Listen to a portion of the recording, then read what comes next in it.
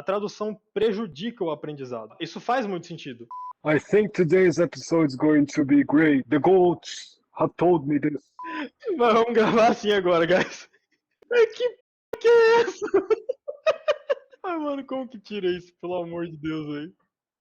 Por que que as pessoas ficam travadas? Por que que as pessoas têm tanto essa questão do estresse na produção da linguagem? E aí, pessoal, sejam bem-vindos a mais um episódio aqui do Moonlab. Estou com o meu querido co-host, André Reis, e hoje nós vamos investigar algumas técnicas que agentes, espiões, atores utilizam para estar aprendendo idiomas, e tem muito que a gente consegue aprender com eles, tá bom? A gente trouxe alguns artigos, como sempre, e também, se você quiser deixar alguma pergunta, você pode jogar aqui no comentário que a gente está lendo e vai estar respondendo nos próximos episódios. Se você não é inscrito aqui no Moonlab, toda segunda-feira estamos aqui fazendo ciência da linguagem, trazendo o que é mais incrível com a ciência, junto com a experiência prática, porque eu e o André aqui estamos na fronteira, aqui nas trincheiras, sofrendo, vivendo e aprendendo idiomas todos os dias. E se você não me conhece ainda, meu nome é Eric Salieri, então vamos lá para o episódio. E a primeira coisa que eu quero falar, assim, de cara, que eu fiz teatro, para quem não sabe, eu fiz 2 anos de teatro, me formei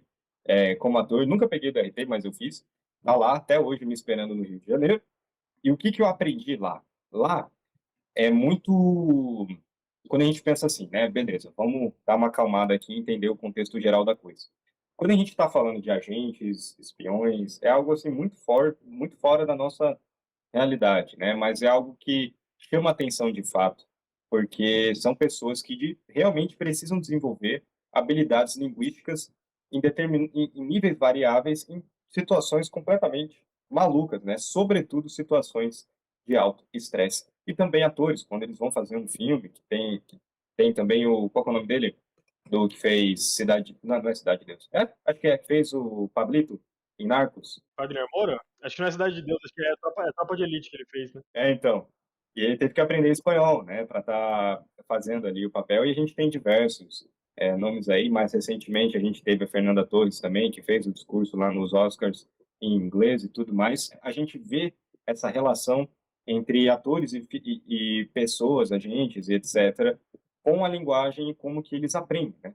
Porque se a gente parar para pensar, faz sentido, porque enquanto a gente está, de um lado aqui, usando cursos, escolas tradicionais, etc., essas pessoas estão realizando práticas completamente aberrantes à nossa realidade, coisas completamente diferentes do que a gente até imaginava, e mesmo assim, tendo resultados expressivos.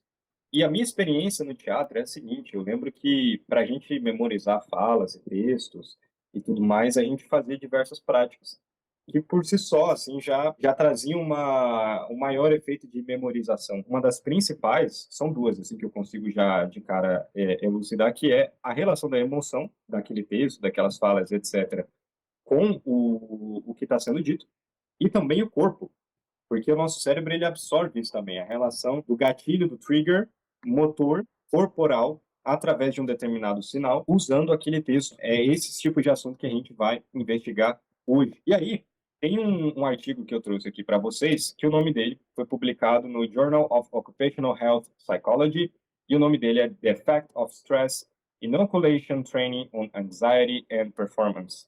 Seria o efeito do estresse e da exposição ao estresse relacionado à ansiedade e à performance ali relacionado à linguagem.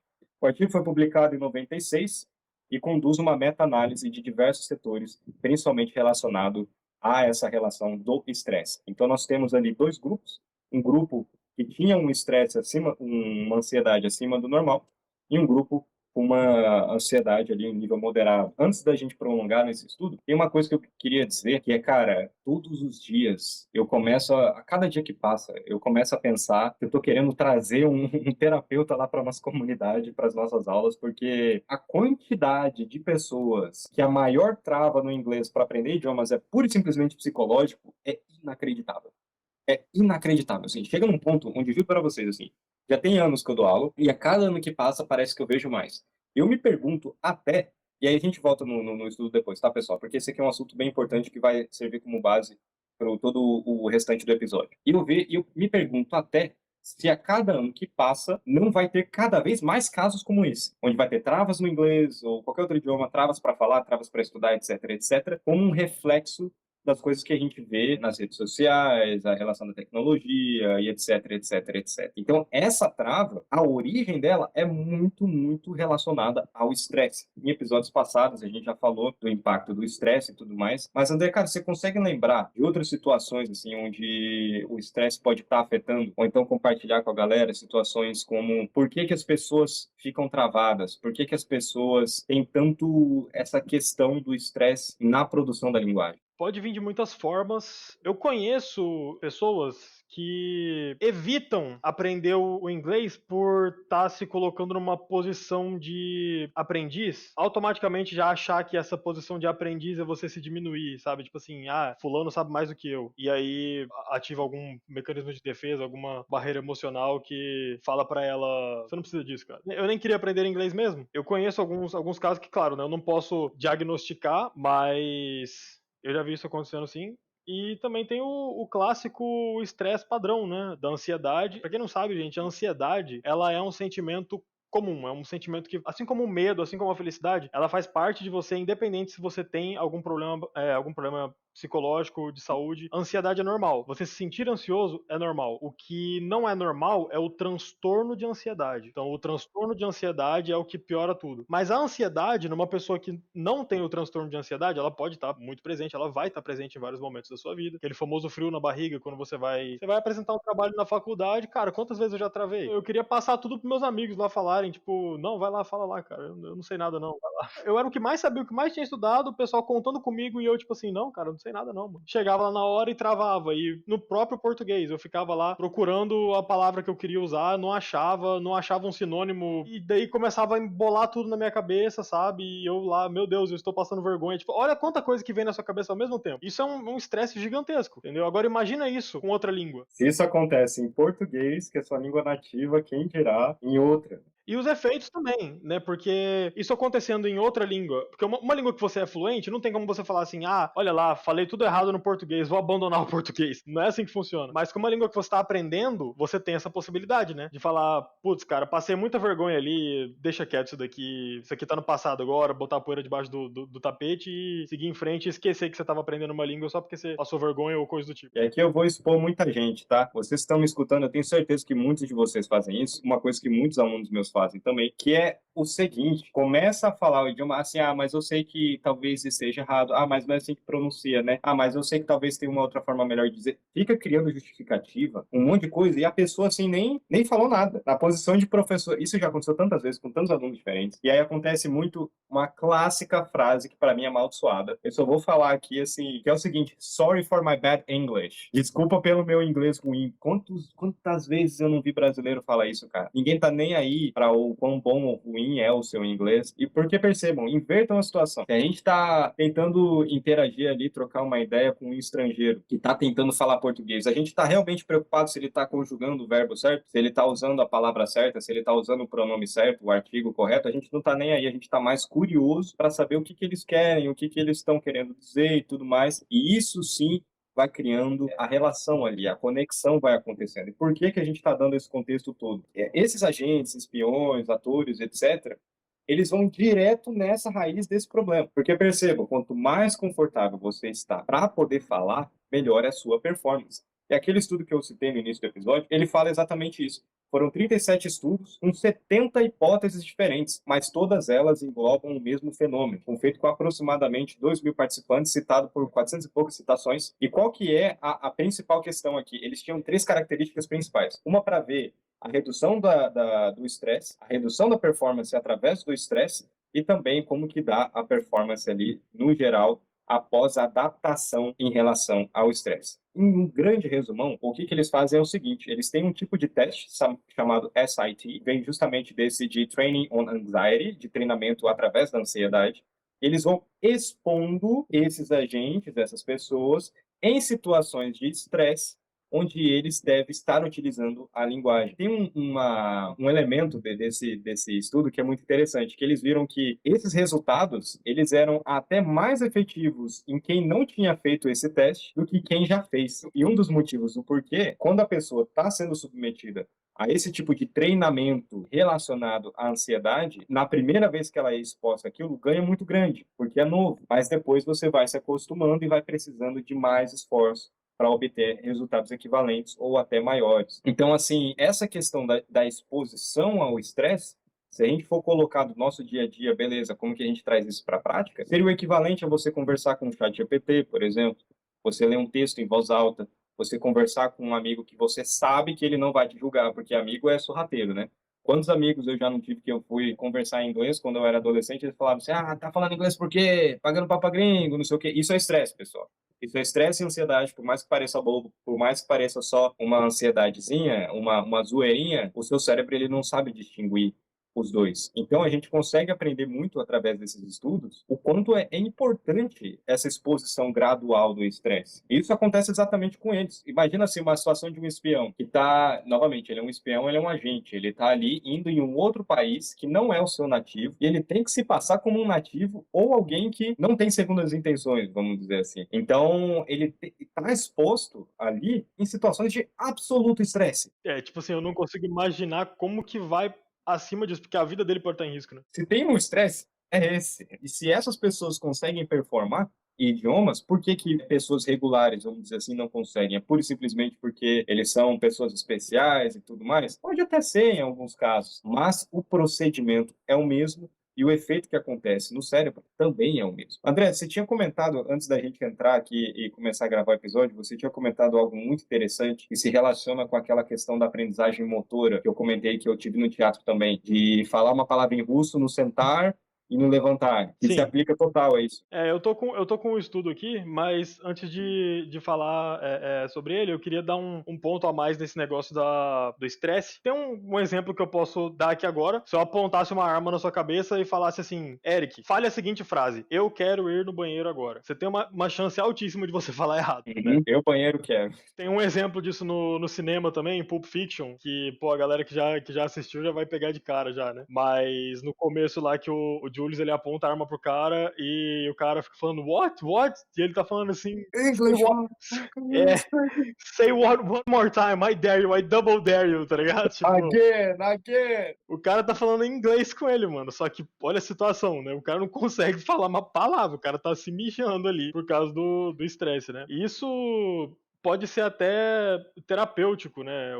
Essa questão do estresse, porque tem essa situação do fight or flight, né? Que ele. Exato, ele vai ativar em certas situações, geralmente mais conectadas ao emocional, né? Que vai estar acontecendo na sua vida, mas a linguagem também pode ativar esse instinto, né? Eu tive um amigo que ele estava aprendendo italiano e ele parou de aprender italiano, tipo, ele perdeu o contato, ele se sentiu desmotivado a continuar porque zoavam ele na escola. Tipo assim, ma che fa, sei lá, não sei falar italiano. E aí, tipo, zoavam o cara e ele falou, ele parou, ele perdeu a vontade de aprender. Agora ele tá aprendendo japonês e tá mandando ver, né? Vamos ver como é que vai ser aí. E assim, pessoal, esse estresse, cara, cada dia que passa, que nem eu mencionei, eu penso que é um fator importantíssimo, assim, que nem o André falou do italiano, e eu lembrei de uma série que eu assisti, Suburra e Gomorra, e a relação emocional, né, que eu mencionei o quão importante é a relação emocional. Todo episódio eu falo isso, para aprender idiomas. E eu nunca esqueço o jeito que eles ficavam falando. Cazzo di merda, que coisa está... Ti ammazzo, sei pazzo. Que é tipo, você é louco, seu merda, não sei o que, xingando os caras, né? Mas eles falavam com tanta emoção que eu peguei, assim, não esqueci, entendeu? E isso funciona para as duas vias, tanto para coisas ruins como coisas positivas.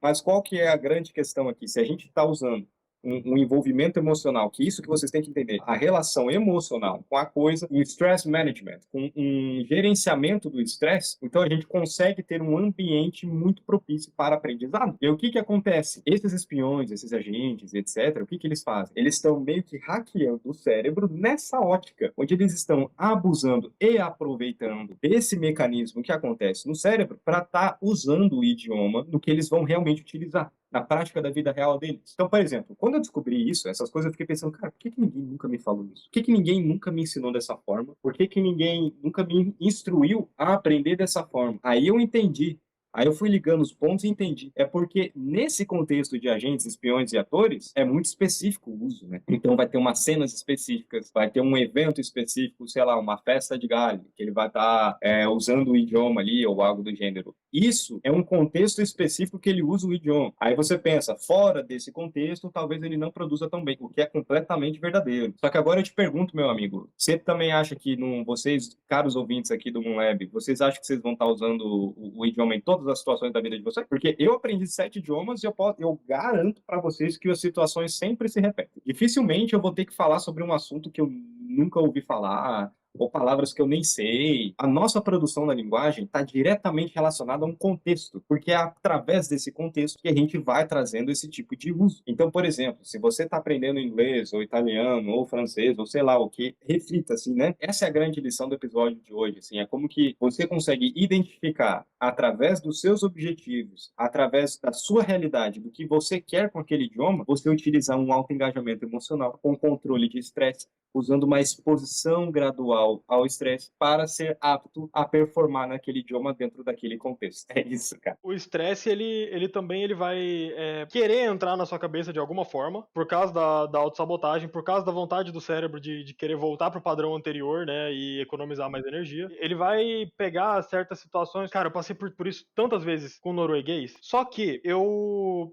percebi depois que certas expressões, tanto em inglês quanto em português e provavelmente em todas as outras línguas, elas vão ter essa mesma característica. O que eu tô falando? Por exemplo, se eu falo pra você a frase ou o termo, nada a ver. Cara, isso aqui não tem nada a ver. Tenta explicar essa expressão pra um gringo que tá aprendendo português. Nada a ver. Nothing to see. Ele vai ficar tipo, hã? Por outro lado, você vai ter tipo, by the way. Tenta explicar by the way pra uma pessoa que não conhece inglês. Tipo, by which way? Which way are we talking about? Exato, pelo caminho. Of course! Of course é um clássico usado toda hora. Café da manhã. Of course, é que também é pelo caminho, né? Tanto que eu ia falar assim, é claro, não, mas claro tá direto. Ah, não, course, caminho. A gente tem isso em tudo. Ah, de vez em quando. Você pegar palavra por palavra, e a gente também vai ter as palavras polissêmicas, polissemânticas, acho que dá na mesma. É tipo lighter no inglês. Pode ser isqueiro, pode ser o comparativo de mais leve. Você tem can, que pode ser o modal verb, né? I can, you can, I could. Ou pode ser lata.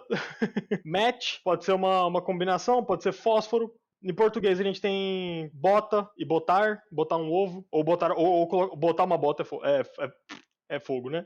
Não vou xingar também não, né? Manga de camisa ou uma manga fruta. Eu vou pra casa e eu vou casar. Ele casa esse final de semana. He house, banco, né, cara? Banco de sentar, banco de caixa, né, de dinheiro. E no norueguês tem muito disso também. Tem muito, muito, muito. Varsogu. Varsogu é tipo assim, aqui está. Só que se você traduzir literalmente é be so good. Tipo, qual que é a lógica? Sabe como que eles chamam janta em norueguês? Middag. Middag é meio-dia. É literalmente meio-dia. Só que também significa janta. Do Bitag eu tenho um palpite, talvez. Ah. Mas é muita viagem. Seria tipo assim, como lá na Noruega os dias são diferentes, né? Então, tipo assim, quando amanhece o sol, quando o sol se põe, talvez a janta deles é quando o sol tá saindo, né? Algo assim, tipo, já é 6 da noite. Talvez tenha uma lógica dessa por trás, né? Essa que eu vou falar aqui agora tem no alemão também. Eu tenho quase certeza, pelo menos, que tem no alemão, por causa de uma música do Rammstein, que é Gift, que pode ser... Bom, lá no alemão eu sei que Gift é poison, né? Poison é Mas, veneno, enfim, tá, pessoal? verdade, né? Eu tô falando, não tô traduzindo. Não, eu também, eu tenho que me lembrar. Gift no norueguês pode ser poison e pode ser married também, que é casado. O brasileiro já tá pensando na piada aqui já depois que vê isso. Mas tem muitos casos desses daí que você olha pra isso e fala assim, cara, como é que eu vou aprender essa língua aqui? Isso é impossível. Olha só, como que eu vou saber quando que é poison e quando que é casar, sabe? Hade significa tchau. Goodbye. Só que HD, se você pegar, seria have it. Então, se eu chegar numa loja e eu falar assim, Jeg vil ha det, eu quero aquilo ali, como que eu vou diferenciar que eu não tô falando assim, Jeg vil ha det, eu quero ter aquilo, digamos assim, né? A pé da letra. Como que eu sei que eu não tô falando assim, eu quero goodbye, tá ligado? Só que daí é tudo pelo contexto. A gente aprende da mesma forma que aqui no português, se eu falar assim, cara, a manga da minha camisa, ou, putz, cara, essa manga aqui tá muito... Você automaticamente sabe que eu não tô falando da fruta manga. Esse tipo de coisa vem conforme a gente entende a língua. E é aí que esse estudo que eu trouxe, ele vai focar. Porque é o seguinte, ele chama... o artigo chama The Total Physical Response Technique of Learning. É um um estudo em que foi proposto esse método novo, né, chamado TPR, né, que seria o Total Physical Response. Ele foca na aprendizagem motora. Então, o que seria isso, né? Eles pegaram 2 grupos de estudantes e colocaram um grupo para aprender através de métodos assim padrão, né, tipo imagem de uma árvore e igual a tal palavra lá em russo ou em japonês. Eles fizeram em japonês e russo. E aí, tipo, tal palavra significa tal coisa. Aí você escreve lá ela, sabe, tudo mais. O método padrão, assim, basicão. E o outro grupo, eles fizeram diferente. Eles falavam o seguinte, ó, tal termo significa levantar. Agora, vocês vão obedecer o que a gente estiver falando. Aí eles falavam o termo referente a levantar em russo e a galera tinha que obedecer, tinha que levantar. E aí, eles falavam, senta, né, e explicavam o que era e senta. Davam comandos nas outras línguas e as pessoas tinham que executar esses comandos. E eles iam ficando mais complexos conforme o tempo passava, né? Então, tipo, de levanta, era levanta, anda até a mesa, pega o lápis, deixa o lápis naquela outra mesa, ou entrega o lápis pra fulano. Foi ficando mais complexo e tudo mais. No fim das contas, eles tiveram o seguinte resultado. Para palavras e comandos simples, tipo só levanta, ou, sei lá, vou falar em norueguês, tre igual a árvore, não tem muita diferença. Porém, com frases, com estruturas, coisas mais complexas, a diferença era gritante, absurda, a ponto de que esse estudo, né, eu falei o nome, mas não falei quem fez, é James J. Asher, né, ele foi publicado no Journal of Special Education, se eu não me engano, em 69. Ele tem muitas citações, passou de 6.000, mas é um método que, tipo assim, é usado até hoje, então esses 6.000 aqui deve ser nada, né, deve ter muitos livros aí que discorrem sobre isso. De qualquer forma, o Asher, ele falou que essa aprendizagem através dos comandos, essa aprendizagem levando a linguagem para o espaço físico, para a movimentação no espaço físico, tem he said, and I quote, enormous resistance to extinction, ou seja, uma resistência gigantesca à extinção, né? Ou seja, não vai sair da sua cabeça, vai ficar na sua cabeça aquilo ali. Eu tenho um exemplo, e assim, isso correlaciona diretamente com a experiência que eu tive no teatro. Lá no teatro, para dar as falas, a gente tinha até algumas indicações, assim, a gente não ensaiava sem figurino, a gente já ensaiava com o figurino que a gente ia utilizar na peça, porque o que normalmente acontecia é você ir lá, sei lá, com uma roupa preta ou algo do gênero, e até sim, faz, mas quando você colocava o figurino ali, tudo mudava. E isso também acontece nesses agentes,